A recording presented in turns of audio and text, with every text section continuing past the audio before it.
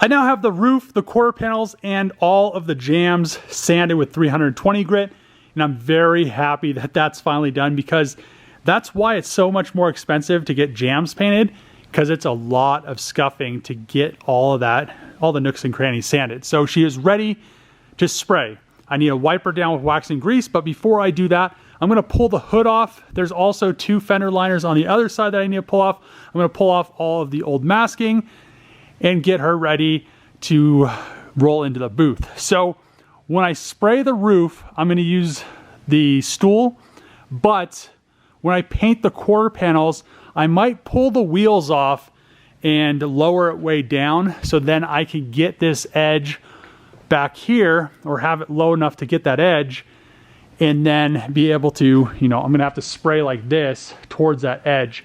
And I'm still going to be pretty close because it's a pretty tall car. So plus I need to be able to look at it and make sure that it's glossed out the whole way. I probably could do it this way, but this is going to be in the paint booth, so it'll be a little bit more difficult. I need to get some lights as well for the paint booth, so I have enough lighting to be able to see everything, because you never want to go spray this whole thing and then have a dry spot somewhere, because there's so much, it's not like painting the hood or painting the doors or anything that's flat like the hatch or any of that stuff, because you have so many nooks and crannies and it's really easy to get a dry spot. So if you're not paying attention.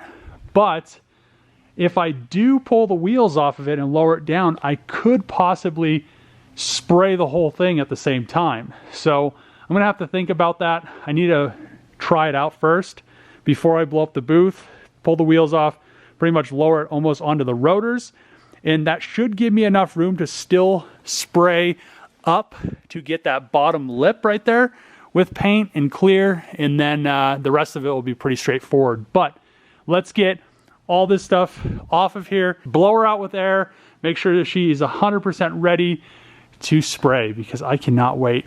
We're getting close.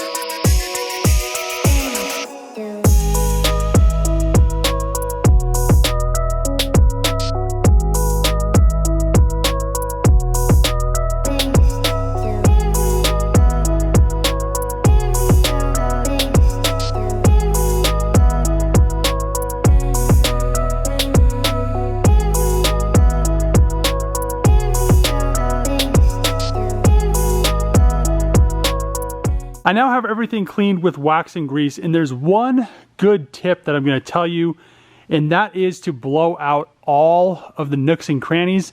As you can see, there's flanges that there's going to be masking tape on the backside, but I'm still going to be painting that flange, and once air hits that, there could be there was a lot of dust when I blew in there from priming and sanding and priming and sanding and body work and etc. Just kind of caught in those jams. But another good thing, all the holes that you can't mask off, like these, where the striker goes or where the hinges go, you want to blow all that out. I'm going to be able to mask this off, but I can't actually get to any of that, especially down here.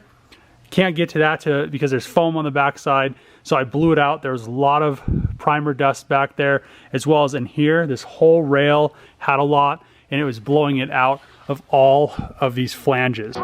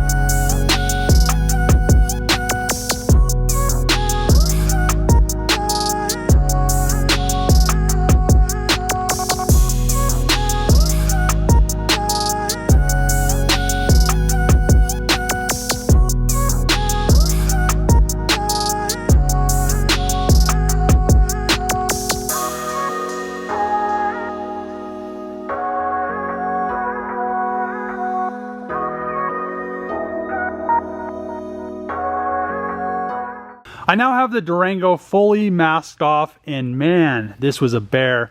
So I went into this just going to paint the roof, and then I was masking the rest of the car off, cutting the plastic for the roof, and I was like, why am I doing this? Because I'm going to still have to use a stool to get that back side of that rail, so why don't I just still use the stool and just spray it all at once? So that's what I decided to end up doing. But then I was over here almost done masking everything, and I was like, well, the VIN number kind of got messed up when I pulled the glass because it got heated up. It kind of had these micro bubbles, and then it was going to be the Destroyer gray. So when you look through the windshield, it just would bother me. So instead of having a weird masking line right here, I just pulled the dash back, which ended up taking like 5 hours to do because there's no information on how to pull them.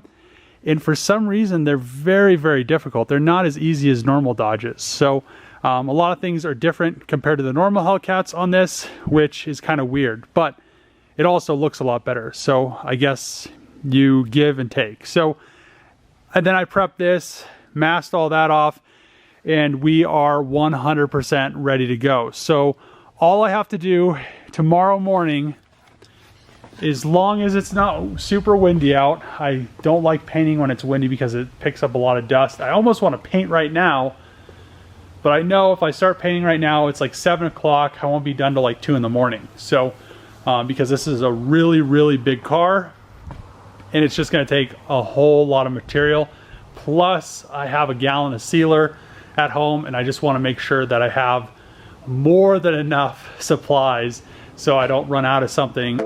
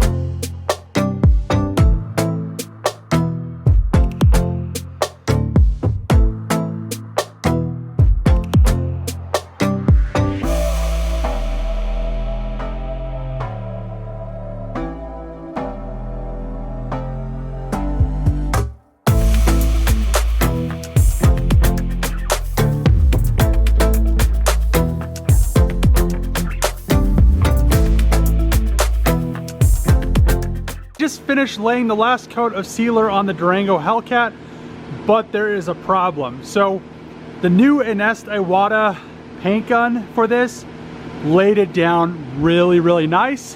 But this morning, before I left home, I knew I should have shaved, but I didn't. And the reason that there's an issue is I got a hair on the roof just from my beard. It fell out. And I don't have any 600 here, so usually I could, with a sealer, you wait about an hour, then you could wet sand that out, and then you could base it. But I don't have any 600 here, and by the time I get back, it'll be too late to base this sealer. So, what's gonna happen, unfortunately, she looks so good. I mean, this laid out so nice compared to the gun I used to use before. And we have the hair, which I probably could just paint over it and nobody would ever see it. It's right there, right in the corner. You probably won't even be able to see it. Oh, maybe, barely. So it's just one of my beard hairs. Sucks because this thing looks so smooth. I can't wait to see the green on here. And then there was one little spot, yeah, right here. I noticed this dent. So I probably am gonna put some icing on that. So what I'm gonna do is revisit this. I'm gonna have to 600 grit the whole thing, which is usually what I do normally. I usually spray the sealer, let it harden. So I sprayed 3 coats of sealer.